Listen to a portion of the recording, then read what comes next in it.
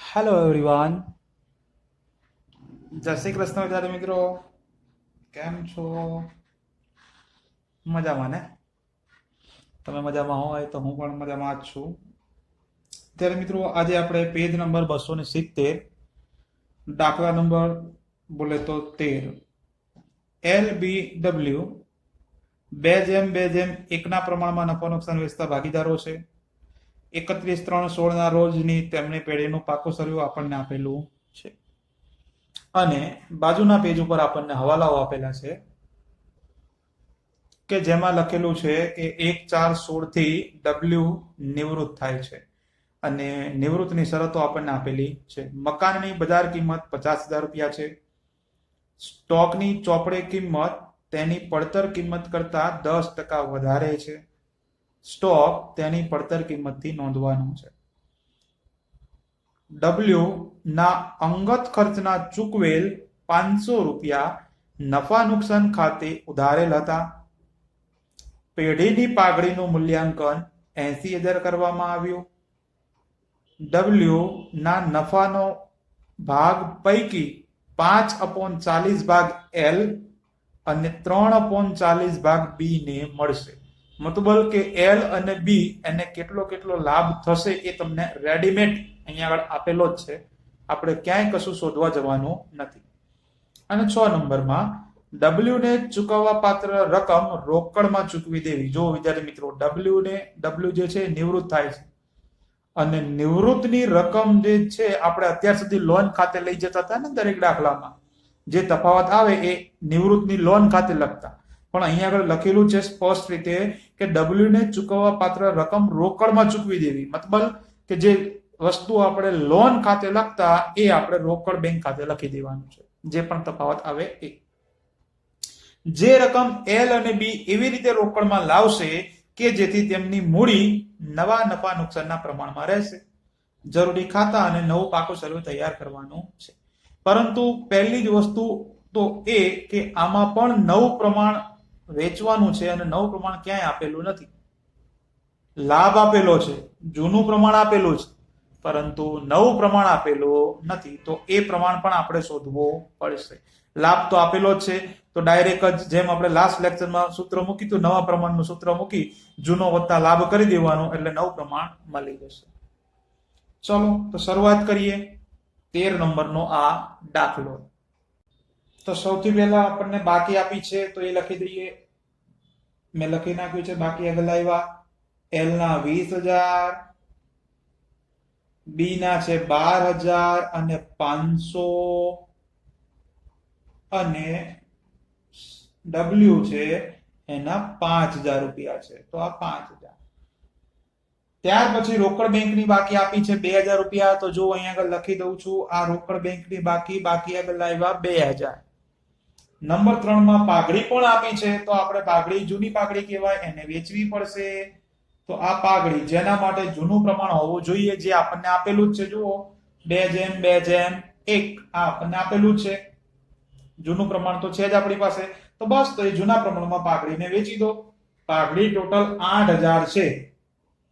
એ 8,000 ને જૂના પ્રમાણમાં વેચીએ તો 3200 અને 1600 રૂપિયા આવે. જે આવે એ લખી દીધા. ઓકે, આગળ વધીએ.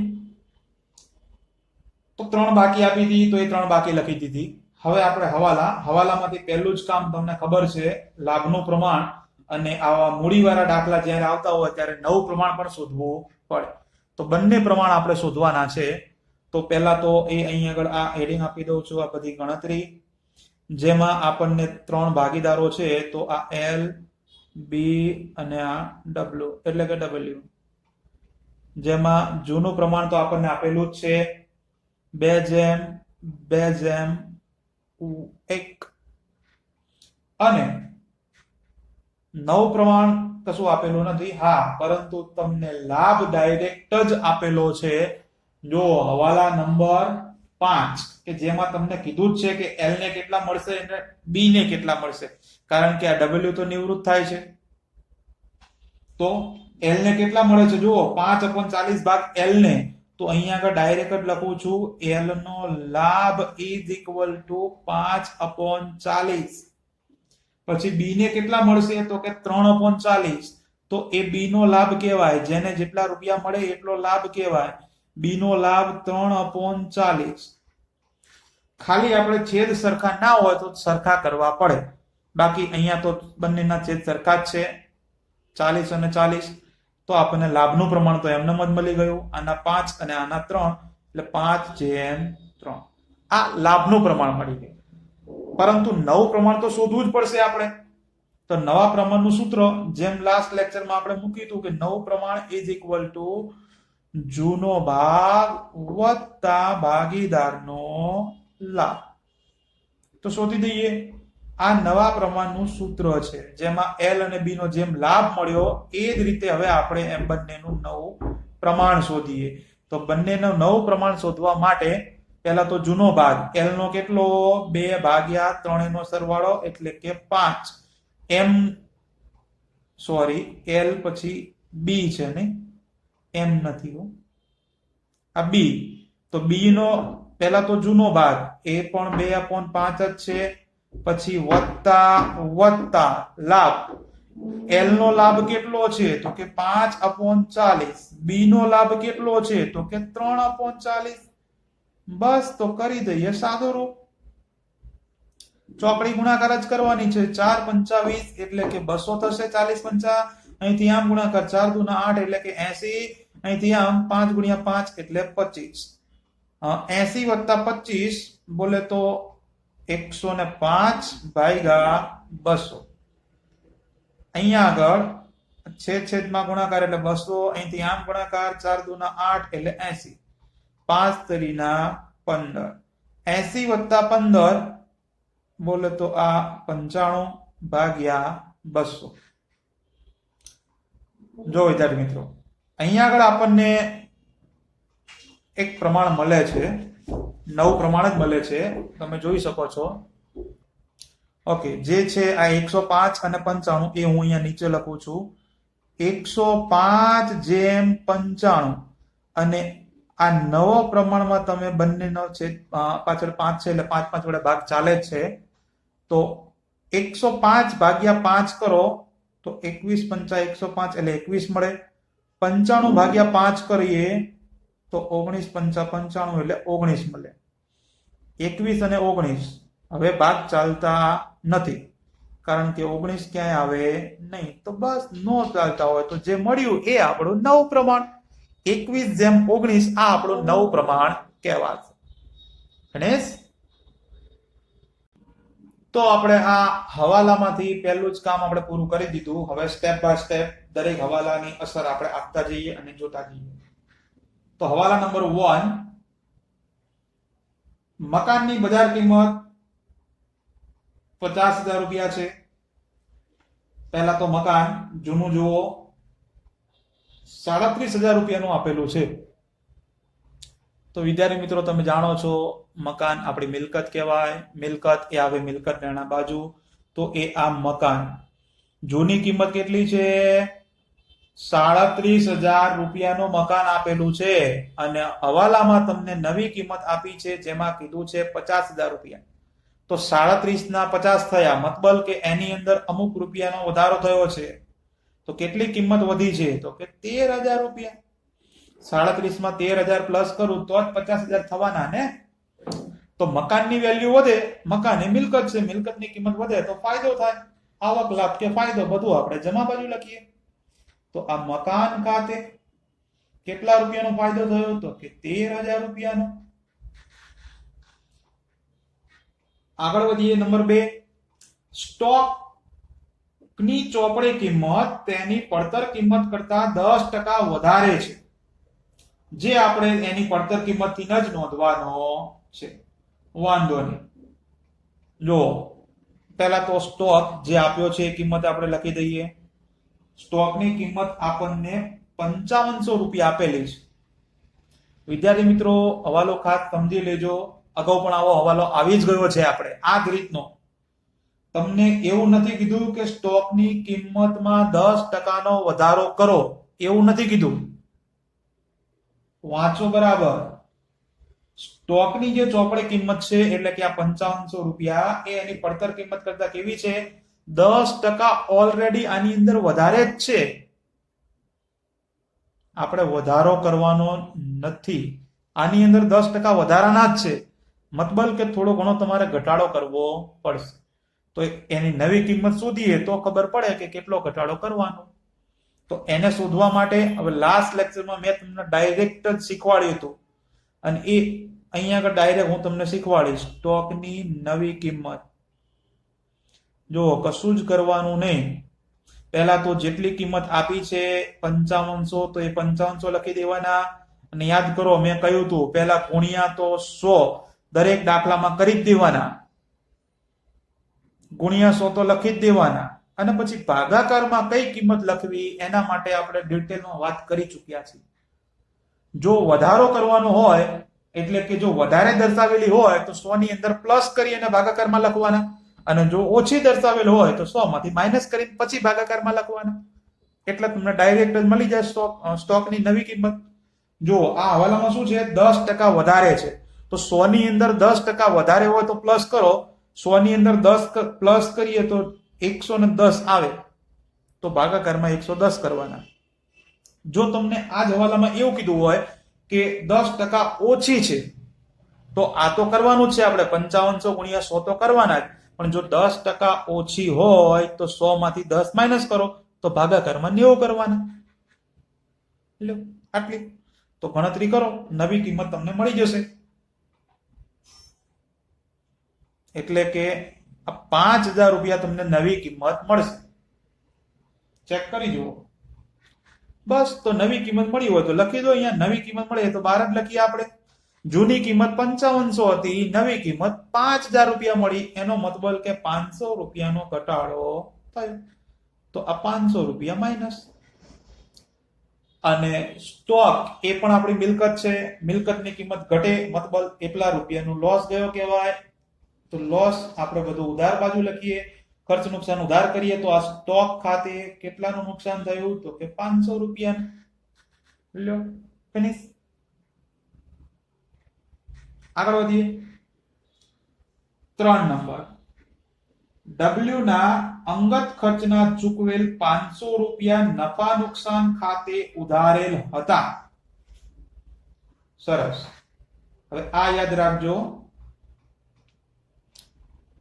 નફા નુકસાન ખાતે ઉધારેલ હતા. હવે વિદ્યાર્થી મિત્રો અહીંયા આગળ તો આપણે નફા નુકસાન ખાતું બનાવતા જ નથી ને. પુનઃ મૂલ્યાંકન મૂડી રોકડ બેંક ને પાકું સરવ્યું છે. નફા નુકસાન તો ક્યાંય છે જ નહીં. પણ તમને ખબર છે કે નફા નુકસાન ખાતા જેવો જ આપણી પાસે એક ખાતું છે જેનું નામ પુનઃ મૂલ્યાંકન છે. કેમ? આ નફા નુકસાન ખાતા જેવું જ છે તો એ તમે જાણો જ છો કે નફા નુકસાન ખાતામાં આપણે ખર્ચ નુકસાન ઉધાર બાજુ લખીએ.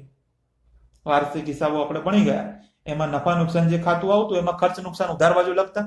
સેમ ટુ સેમ આ પુનઃ મૂલ્યાંકનમાં ખર્ચ નુકસાન તો ઉધાર જ કરીએ છીએ ને. આવક લાભ આપણે જમા બાજુ લખતા, તો અહીંયા આગળ પણ આવક લાભ તો જમા બાજુ જ લખીએ છીએ. એટલે કે આ પુનઃ મૂલ્યાંકન ખાતું એ નફા નુકસાન જેવું જ ખાતું છે અથવા તો વેપાર ખાતા જેવું જ ખાતું છે. એમાં સેમ ટુ સેમ જ કરતા ખર્ચ નુકસાન ઉધાર કરી, આવક લાભ જમા.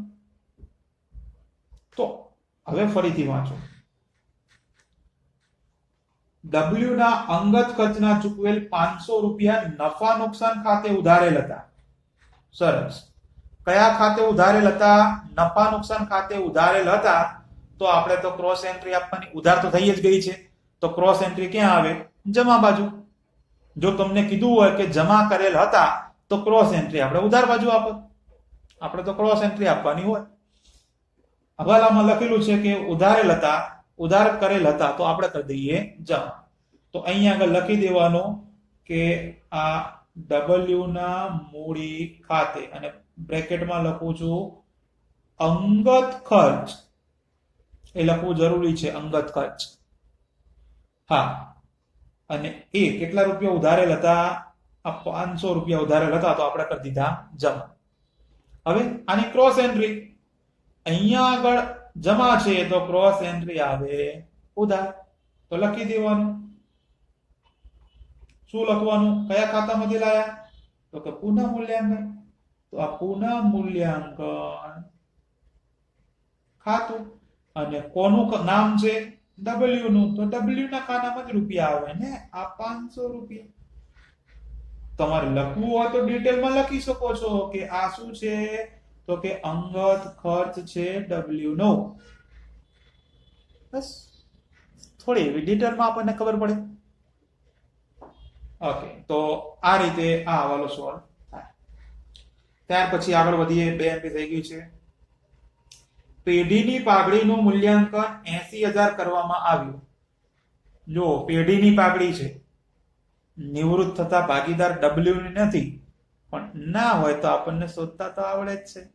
એ આ ડબલ્યુ ની પાઘડી બરાબર. હવે ટોટલ પાઘડી જે તમને આપી છે એ 80,000 રૂપિયા છે.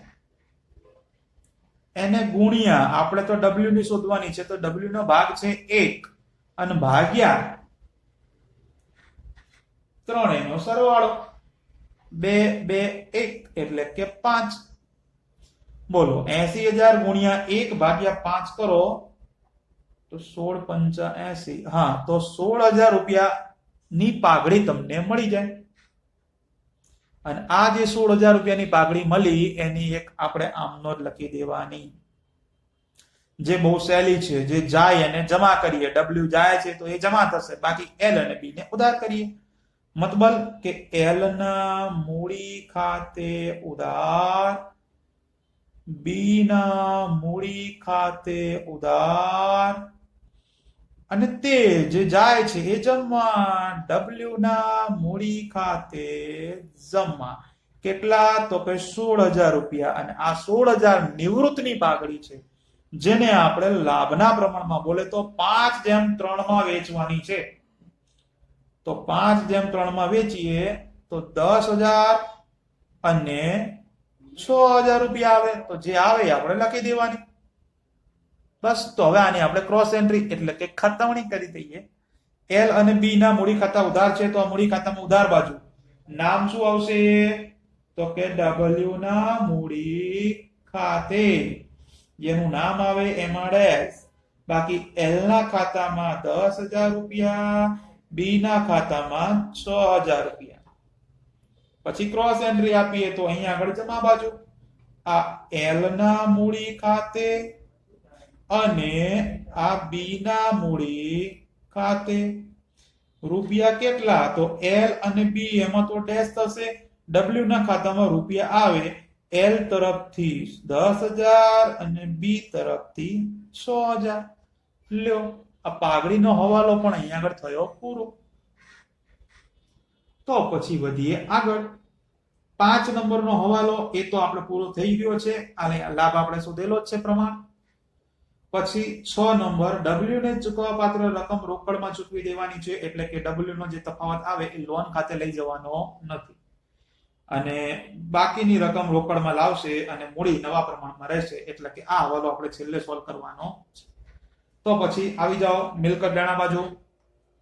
જે બાકી હોય એ ફટાફટ લખવા લાગીએ. પાઘડી આવી ગઈ છે. મકાન તો સામે જ છે. દેવાના દારો બાકી છે તો લખી દઈએ ને, આ દેવાદારો કેટલા છે, તો કે 13,000 રૂપિયા. કશો વાંધો નહીં. સ્ટોક 5500 તો આવી ગયો. રોકડ તો પહેલા જ લખી. તો પછી મૂડી દેવા બાજુ આવો. એમાં છે સામાન્ય અનામત, કે જે તમે જાણો છો જૂના ભાગીદારો વચ્ચે જૂના પ્રમાણમાં વેચવાની હોય તો સામાન્ય અનામત. જૂનું પ્રમાણ બોલે તો 2:2:1. આ પ્રમાણમાં 5,000 રૂપિયાને વેચો 2:2:1. ઓકે, તો એ તો સિમ્પલ જ છે ને. 2,000 2,000 અને 1,000.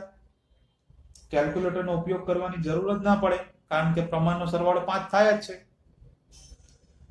ત્યાર પછી લેણદારો છે, જે આપણે લખેલા નથી તો લખી દઈએ. એ આ લેણદારો કેટલા છે, તો કે 20,000 રૂપિયાના લેણદારો છે. પછી ખર્ચા ચૂકવવાના બાકી છે, તો વાંધો નહીં. આ ખર્ચા ચૂકવવાના બાકી કેટલા છે, તો કે 3,000 રૂપિયા. લ્યો, બધી એન્ટ્રી આપણે આપી દીધી. જો બધી એન્ટ્રી આપી દીધી હોય, બધા હવાલા સોલ્વ થઈ ગયા હોય, તો પછી આપણે ખાતા કરીએ બંધ. તો સૌથી પહેલા જ આવી જાઓ પુનઃ મૂલ્યાંકન ખાતામાં, જેમાં 13,500 આ ટોટલ વધારે થવાનું, આ 13,500 એ 13,500 એમાંથી 500 રૂપિયા માઇનસ કરીએ તો 13,000 રૂપિયાનો તફાવત આવે. અને ઉધાર બાજુ તફાવત આવે તો એને આપણે પુનઃ મૂલ્યાંકનનો નફો કહીએ છીએ, જે એલ, બી અને આ ડબલ્યુ વચ્ચે વેચવામાં આવશે. બોલે તો 2:2:1 માં, એટલે કે 5200 અને એના અડધા 2600.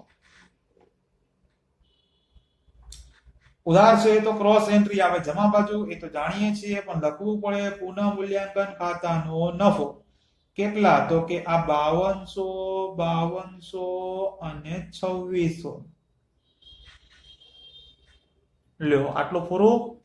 હવે છેલ્લા હવાલા પ્રમાણે આપણને જે કીધું છે કે ડબલ્યુ ને ચૂકવવા પાત્ર રકમ રોકડમાં ચૂકવી દેવાની છે, તો પછી આપણે ડબલ્યુ નું ખાતું પણ કરી દઈએ બંધ. તો પછી ડબલ્યુ નું કરો ટોટલ, જે તમને 24,600 રૂપિયા મળશે. તો એ જ ટોટલ આપણે ઉધાર 24,600, એમાંથી આ 1600 રૂપિયા માઇનસ કરો એટલે 23,000 અને આ 500 માઇનસ કરો એટલે બાકી તફાવત વધે 22,500. તો આ 22,500, આ જે તફાવત આવે એ રોકડા ચૂકવી દેવાના છે. મતલબ અહીંયા લખી દઉં છું રોકડ ઓબ્લિક બેંક. હવે આ રોકડ ઓબ્લિક બેંક ની ક્રોસ એન્ટ્રી તો તમે જાણો જ છો.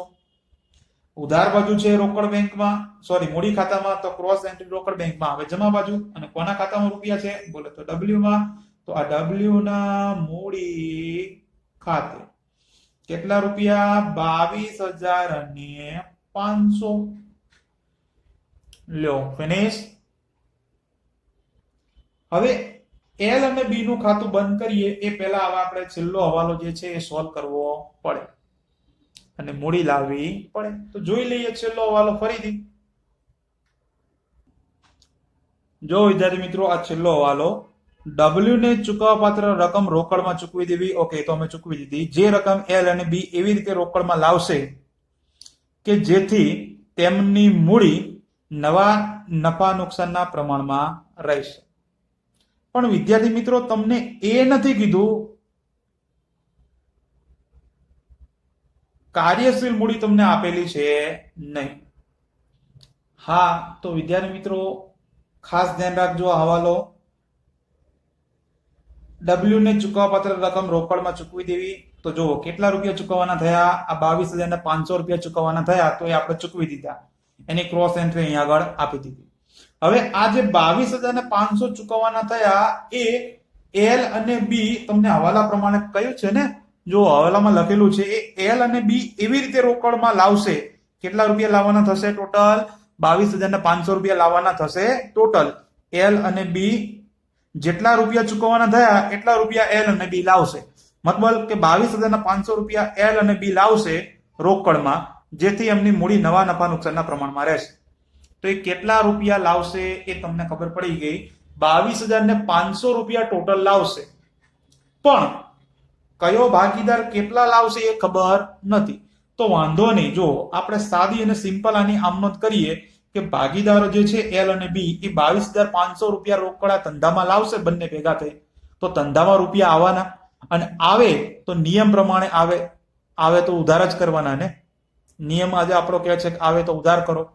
તો રૂપિયા 22,500 ધંધામાં આવે તો રોકડ બેંક ખાતે ઉધાર થાય. તો આ રોકડ બેંક ખાતે ઉધાર, અને જે ભાગીદારો રૂપિયા લાવતા હોય એના મૂડી ખાતે જમા. તો મતલબ ધંધાની અંદર ટોટલ 22,500 રૂપિયા આવશે. એ અહીંયા આગળ લખી દઉં છું, જેટલા રૂપિયા આવશે એટલા 22,500 રૂપિયા આવશે. આ 22,500 કયા કયા ભાગીદાર લાવશે? તો કે એલ અને બી. આ એલ ના મૂડી ખાતે અને આ બી ના મૂડી ખાતે, આ બંને ભેગા થઈને ટોટલ 22,500 લાવશે.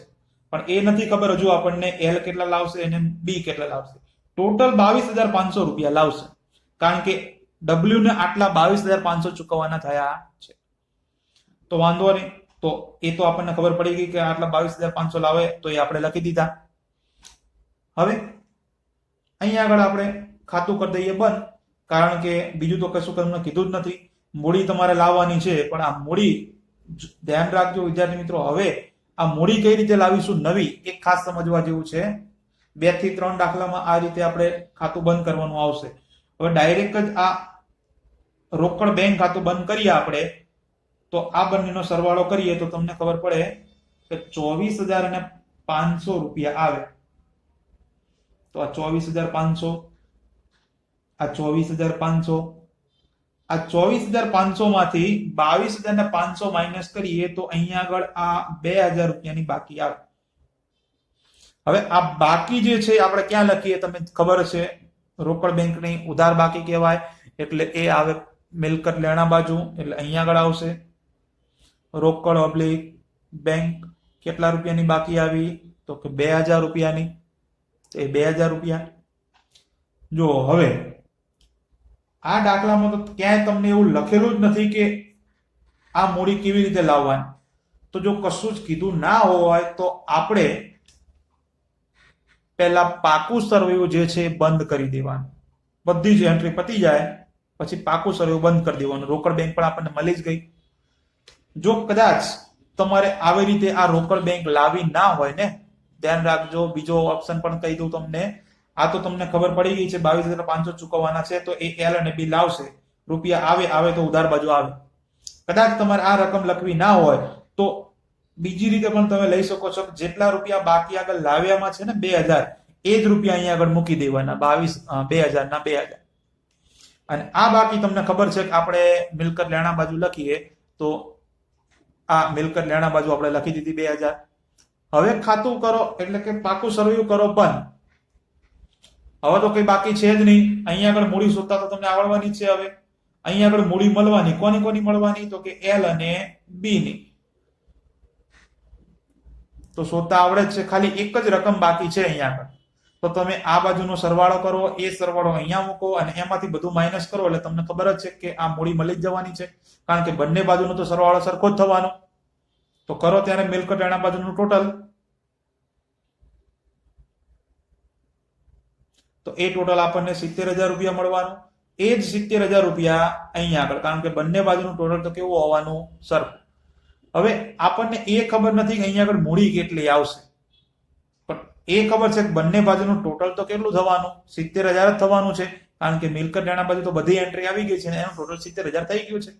તો આ 70,000 માંથી આ 20,000 અને 3,000 આ બંને રકમ માઇનસ કરો તો અહીંયા આગળ તમને બંનેની કુલ મૂડી મળી જશે, જે કેટલી આવે છે? 47,000 રૂપિયા. લ્યો, તો આ બંનેની કુલ મૂડી આવી ગઈ ને 47,000. તો આ નવી મૂડી કુલ આવી ગઈ. હવે આ મૂડીને તમને છેલ્લા હવાલામાં લખેલું જ છે કે જે પણ એલ અને બી એવી રીતે રોકડમાં લાવશે જેથી તેમની મૂડી એટલે ટોટલ કેટલી આવી? 47,000. જેમ લાસ્ટ લેક્ચરની અંદર લાખ રૂપિયા હતી મૂડી બંનેની, ખબર છે ને? લાખ રૂપિયા હતી. એ લાખ રૂપિયાને આપણે વેચ્યા હતા. એ રીતે અહીંયા આગળ 47,000 નવી મૂડી છે. તો એ મૂડીને આપણે પણ નવા પ્રમાણમાં જ વેચવાની છે. તો એ તો વેચતા આવડે જ છે, તો વેચી દો ત્યારે.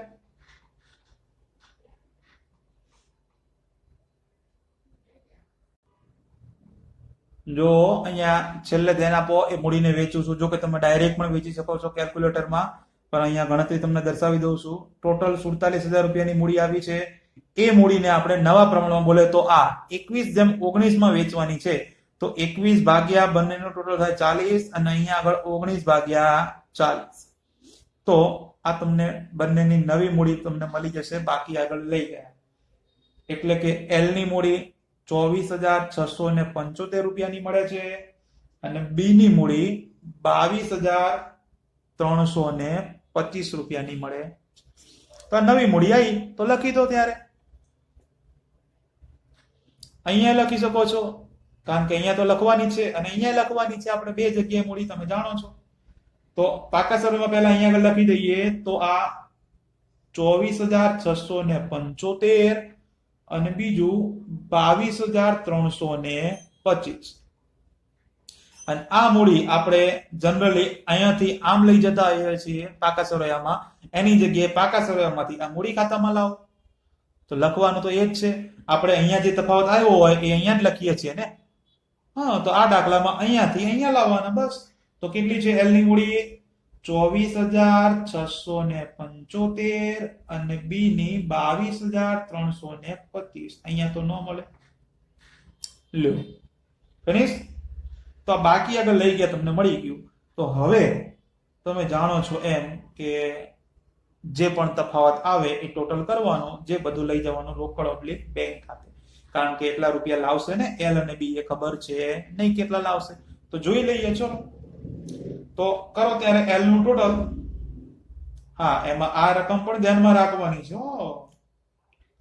તો 37,875 એ જ ટોટલ અહીંયા લખીએ. 37,875 એમાંથી આ 20,000, 2,000 અને 5,200 આ ત્રણ રકમ માઇનસ કરો તો 10,675 રૂપિયાનો તફાવત મળે, જે આપણે લખવાનું છે રોકડ oblique bank. Same to same B માટે પણ આ બધું વધારે છે ઉધાર બાજુનું. તો આ 31,525 31,525 એમાંથી આ 12,500, 2,000 અને 5,200 આટલું માઇનસ કરો તો 11,825 રૂપિયાનો તફાવત અહીંયા આગળ મળે, જે પણ આપણે લઈ ગયા રોકડ ઓબ્લિક બેંક. તો આની ક્રોસ એન્ટ્રી અહીંયા આગળ આ જમા બાજુ આપવાની છે. તમે જાણો છો એમ ક્રોસ એન્ટ્રી. તો જો અહીંયા આગળ રોકડ બેંક આવ્યું તો એની ક્રોસ એન્ટ્રી ક્યાં આવે? ઉધાર બાજુ. તો હવે એલ ના કેટલા? જો અહીંયા લખીને રાખેલું જ છે આપણે. એલ ના મૂડી ખાતે કેટલા? તો કે 10,675. બી ના કેટલા છે? તો કે 11,825. તમારે ચેક કરવો હોય તો કરી જુઓ. આ બંનેનો સરવાળો કરો તો એ સરવાળો 22,500 જ થતો હોય, કારણ કે એટલા જ રૂપિયા લાવવાના હતા ને, જેટલા આને ચૂકવ્યા એટલા લાવવાના હતા. પણ આપણને એ નથી ખબર કે ખાલી એલ કેટલા લાવશે અને બી કેટલા. તો એ આવી રીતે આપણે શોધી. તો છે વિદ્યાર્થી મિત્રો, આ એક બહુ સરસ મજાનો દાખલો હતો કે જે દાખલો આપણે ઊંધી રીતે બંધ કરવાનો થાય છે. જનરલી પાકું સરવૈયું આપણે સૌથી છેલ્લે બંધ કરતા હોઈએ છીએ, પરંતુ આ દાખલામાં આપણે વચ્ચે જ પાકું સરવૈયું બંધ કરવું થયું. તો સમજવા જેવી વસ્તુ એ આવી આ દાખલામાંથી કે જનરલી આપણે અહીંયા આગળ જે બાકી આગળ લઈ ગયા મળે નવી મૂડી, એ મૂડી આપણે અહીંયા લખતા, પરંતુ અહીંયા આગળ મૂડી આપણને આપેલી નથી, તો એ આપણે શોધવી પડી. તો એક કુલ મૂડી કઈ રીતે શોધી આપણે? તો કે પાકા સરવાળાનું ટોટલ કરી દેવાનું. એ ટોટલ આપણે અહીંયા લખી દેવાનું, કારણ કે બંનેનું ટોટલ તો સરખું થવાનું. અને એ ટોટલમાંથી આ અહીંયા આગળ જેટલી પણ રકમ હોય એ બધું માઇનસ કરી દેવાનું. એટલે અહીંયા આગળ તમને નવી કુલ મૂડી મળી જાય. આ નવી કુલ મૂડી કહેવાય, બંને ભાગીદારોની ભેગી, જેને આપણે નવા પ્રમાણમાં વેચવાની હતી. તો જે આપણે અહીંયા આગળ વેચી દીધી. સિમ્પલ.